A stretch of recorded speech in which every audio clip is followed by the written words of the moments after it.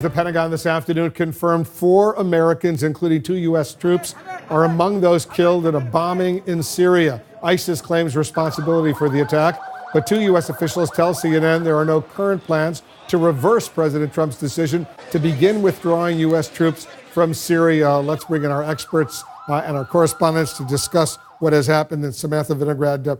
Republican Senator Lindsey Graham, who's been a very close ally of the president on so many issues, he had this to say about the terrorist bombing in Syria. Listen. My concern by the statements made by President Trump is that you had set in motion enthusiasm by the enemy we're fighting. What do you make of his analysis? Well, Wolf, an ironclad rule in counterterrorism is typically don't accidentally goad the enemy. And in this case, we have a president that has issued statements about ISIS without coordinating with his own team. In my experience, when we'd sit with President Obama in the Situation Room, we'd rely on an intelligence community assessment that clearly laid out the state of an enemy. And we would use that to inform any public talking points that we used to describe what they were doing. Because the fear is, if you make irresponsible statements that don't have the backing of the intelligence community and that can inadvertently lead them to try to prove you wrong, you risk an escalation of attacks. And keep in mind, during a withdrawal, our forces are under increased risk. This is a high-risk environment, and ISIS is trying to show both potential recruits and the rest of the world that it's still powerful. Yeah, Nia Malika Henderson, now just hours after the attack, the Vice President Mike Pence, he was at the State Department, and he said the caliphate has crumbled and ISIS has been defeated. This is after the attack. This is after the U.S. military announced that Americans had been killed in that attack. What Pence said echoes what the president said last month. Listen to this. We have won against ISIS. We've beaten them, and we've beaten them badly. We've taken back the land, and now it's time for our troops to come back home. Sort of the accusation is the administration is tone deaf to what's really going on, not only in Syria, but in Iraq, Afghanistan, and elsewhere. Right, that this is their essentially mission accomplished moment where the conditions on the ground don't exactly match up with the kind of triumphalism of the Trump administration. What's interesting is that Trump himself is on a different page than some of his advisors. We, of course, saw John Bolton overseas essentially saying they weren't going to withdraw troops right away, that they were it's going to be a condition-based withdrawal, but then the president came back and said that wasn't true, and we can see some of the equipment being at least withdrawn at this point. They have certainly been all over the map. I think you might see the president make the argument that this is why troops should come home, that our boys and girls should come out of that region, that this is somebody else's fight. And there's some people, certainly in his base, people like Rand Paul as well, who actually think the president is right on this. So we'll see what the president's reaction is on this. But you certainly hear from the hawks in his party that this is the kind of thing that they were afraid of. Jamie Gagel, you've been doing a lot of reporting on this. What are you hearing from your sources? To Nia Malika's point, someone said to me who had been in these White House meetings, Rand Paul is living in Donald Trump's brain rent-free. Mm-hmm. In other words, John Bolton, welcome to his world. Mike Pompeo, welcome to his world. The person who has had a tremendous amount of influence is Rand Paul, who's back at the White House right now meeting, because this is what Donald Trump has always believed. He wants out. Remember what he said about Syria?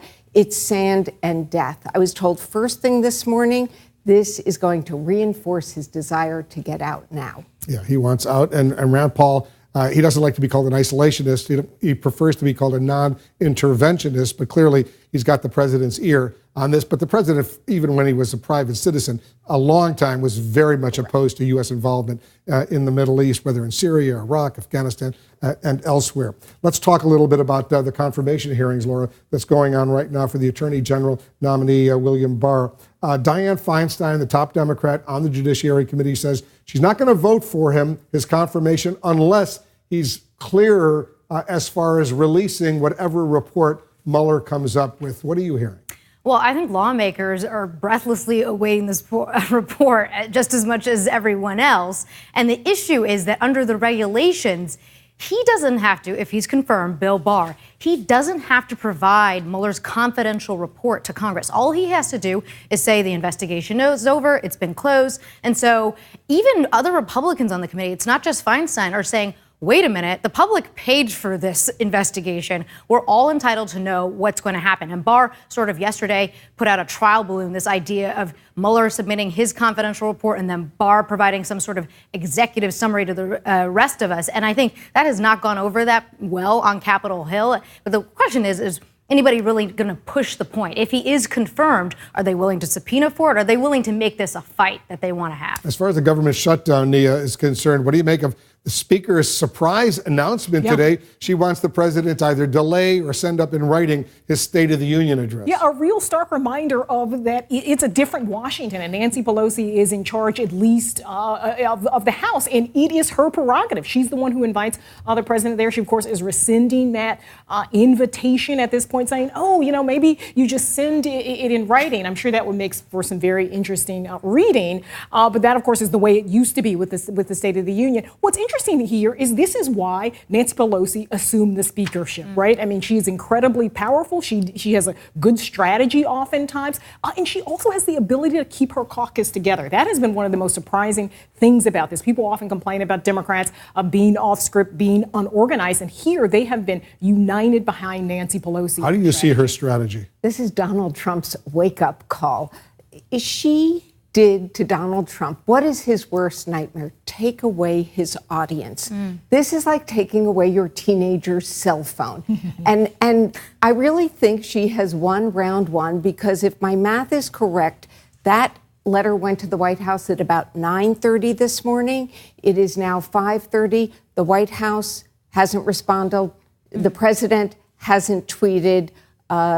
They're still figuring out how they're going to deal with this. Because she cited security concerns, Samantha. All of the House, all of the Senate, all of the cabinet, except for one so-called designated survivor, all of the Supreme Court justices, if they want to come, members of the Joint Chiefs, the diplomatic corps, they're all there, and it requires enormous security. During a government shutdown, you shouldn't be doing this. It requires security both to make sense of the full range of threats that are impacting all those officials that might be coming, and allocating resources to actually physically keep them safe when they're in the room. I do think that we have to keep in mind that President Trump himself often plays the national security card when there are things that he doesn't want to do or that he wants to do. So we have to make sure that anything that we say about actual security risks is tied to conversations with the experts, whether we're Republicans or Democrats.